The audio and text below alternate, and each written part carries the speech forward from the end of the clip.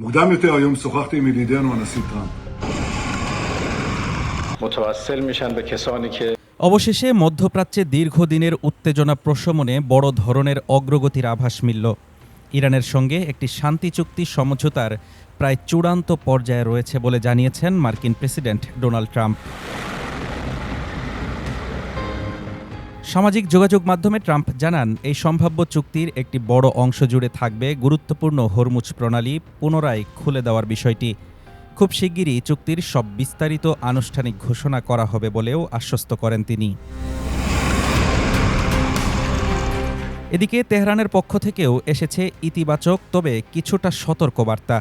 ইরানের পররাষ্ট্র মন্ত্রণালয়ের মুখপাত্র ইসমাইল বাঘাই জানিয়েছেন, গত এক সপ্তাহে দুই দেশের অবস্থান অনেকটাই কাছাকাছি এসেছে। তবে ওয়াশিংটনের পরস্পর বিরোধী বক্তব্যের সমালোচনা করে তিনি বলেন, চূড়ান্ত সমঝোতা হতে এখনও কিছু গুরুত্বপূর্ণ কাজ বাকি রয়েছে।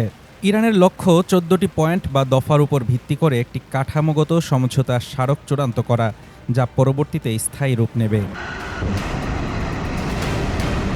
চলতি বছরের 28 ফেব্রুয়ারি ইরান ও যুক্তরাষ্ট্রের মধ্যে শুরু হওয়া পাল্টাপাল্টি রক্তক্ষয়ী হামলা পুরো মধ্যপ্রাচ্যকে অশান্ত করে তোলে।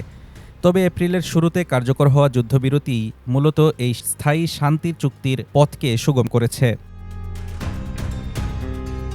ঐতিহাসিক এই আলোচনা সফল করতে পর্দার আড়ালে মধ্যস্থতাকারী হিসেবে কাজ করছে পাকিস্তান। ট্রাম্পের এই উদ্যোগকে স্বাগত জানিয়ে পাকিস্তানের প্রধানমন্ত্রী শাহবাজ শরীফ একে শান্তি প্রতিষ্ঠার অসাধারণ প্রচেষ্টা বলে উল্লেখ করেছেন। দ্রুতই পরবর্তী দফার আলোচনা আয়োজনের আশাবাদও ব্যক্ত করেন তিনি। এরই মধ্যে সৌদি আরব, আরব আমিরাত, কাতার এবং ইসরায়েলের প্রধানমন্ত্রী বেনিয়ামিন নেতানিয়াহুর সঙ্গেও ট্রাম্পের ফলপ্রসূ আলোচনা হয়েছে। এখন বিশ্ববাসীর নজর কবে নাগাদ উন্মোচিত হচ্ছে এই বহুল প্রতীক্ষিত চুক্তির চূড়ান্ত রূপরেখা। מוקדם יותר היום שוחחתי עם ידידנו הנשיא טראמפ. متوسل میشن به کسانی که But they said it loud and clear at the beginning. Hafizur Rahman Tushar, Dhaka today.